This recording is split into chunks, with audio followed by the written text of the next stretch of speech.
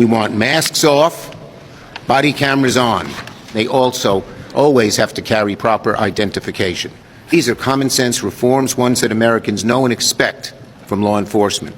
What we want to do is negotiate with the Republicans and come up with a proposal that, again, reins in ICE and ends the violence. Hopefully we won't have a shutdown, and we're working on that right now. I think we're getting close. The Democrats, I don't believe, want to see it either.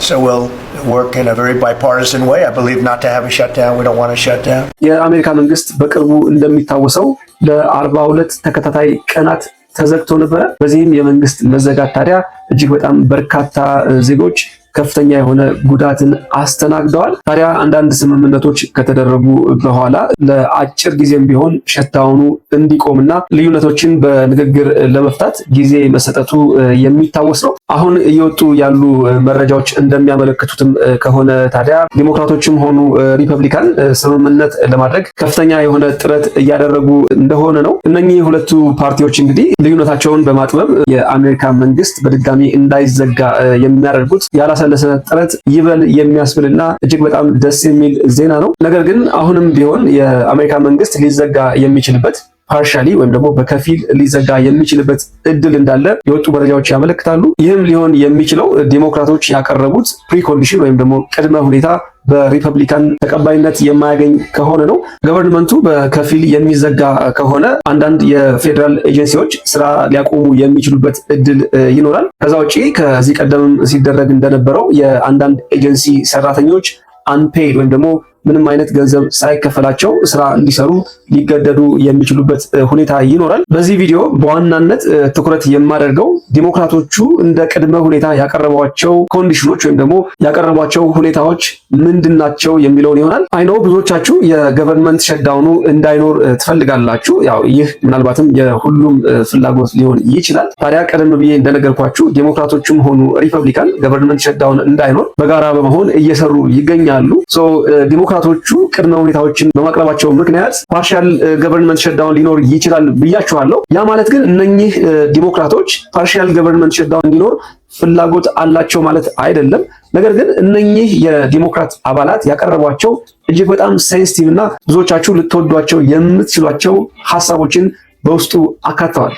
እነኚህ ዲሞክራቶቹ ያቀረቧቸው ቅድመ ሁኔታዎች ምንድናቸው? እስኪ 1 2 3 ብለን ለመመልከት እንሞክር።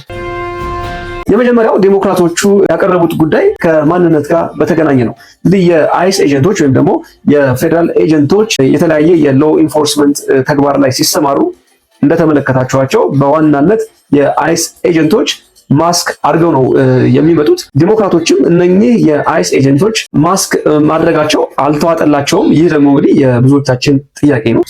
ዲሞክራቶቹ እነኚህ የአይስ ኦፊሰሮች በዋናነት ማስካቸውን እንዲያወልቁ፣ ተጠያቂነት እንዲኖር ማለት ነው፣ ቦዲ ካሜራቸውን ኦን እንዲያደርጉ፣ እያንዳንዷ እንቅስቃሴያቸውና ድርጊታቸው ሪከርድ ተደርጎ መቀመጥ ስላለበት ማለት ነው። ሌላኛው ደግሞ ትክክለኛ የሆነ ፕሮፐር የሆነ አይደንቲፊኬሽን ይዘው እንዲገኙ ተጠይቀዋል። ታዲያ እነኚህ 3 ነገሮች ከዚህ ቀደምም ሲሰራባቸው የነበሩና የሎ ኢንፎርስመንት አክቲቪቲ ላይ የተሰማራ ማንኛውም አካል ማንኛውም የህግ አስፈጻሚ ሊኖረው የሚገባ ሊያደርገው የሚገባ ተግባር ነው። ለዚህ ደግሞ ዲሞክራቶቹ መጠየቃቸው ብዙዎቻችን የምንስማማበት ነው። ሌላኛውና ሁለተኛው ጉዳይ ህግን ከማጠንከር አንጻር ነው። በተደጋጋሚ ተመልክታችሁ እንደሆነ የአይስ ኤጀንቶች ወይም ደግሞ የአይስ ኦፊሰሮች በዚህ ስራ ላይ ሲሰማሩ ምንም አይነት የጁዲሻል ዋራንት ይዘው አይገኙም።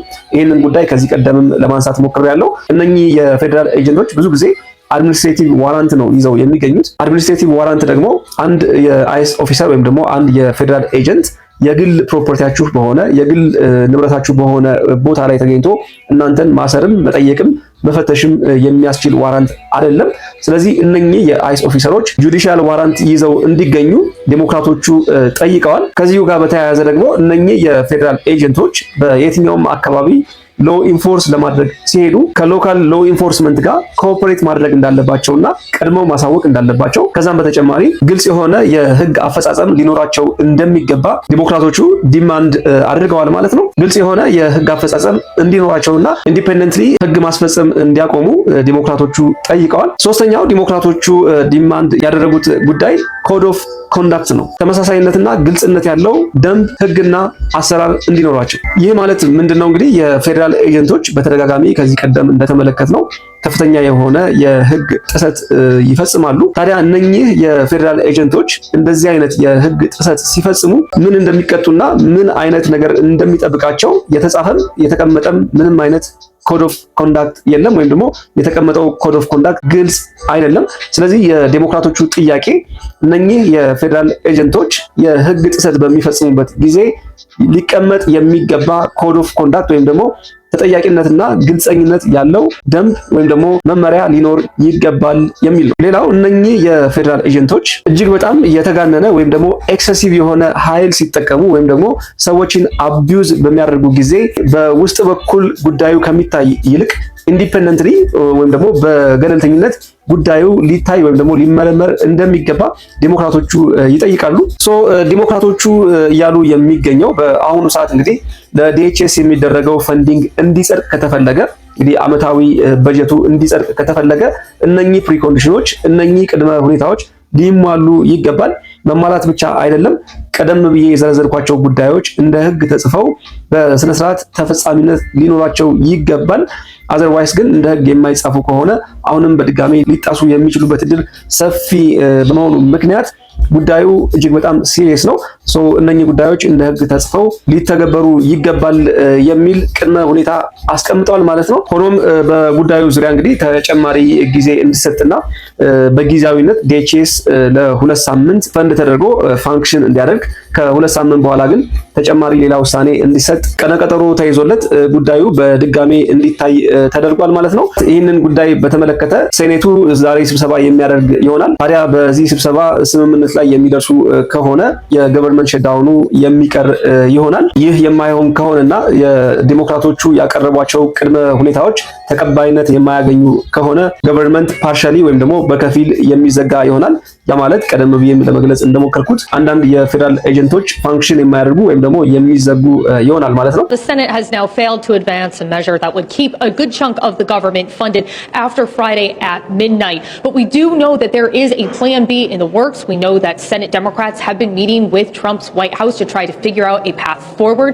We've heard one potential thing to do might be to move remember there are 6 funding bills in this package, move the 5 with strong bipartisan support, and then just do a very short-term bill that would just fund the DHS maybe for only a couple weeks while lawmakers try to work out longer-term reforms. Now, that's not official at this point, but we do know that discussions and negotiations are ongoing. Of course, timer's ticking down at this point. You've got less than 48 hours until we would officially be in a shutdown. There is hope that if we're in a shutdown position over the weekend, that it would be very short-lived. But of course, that's going to require the White House and Democrats to get on the same page. And while there's some optimism around that, we haven't seen a deal yet.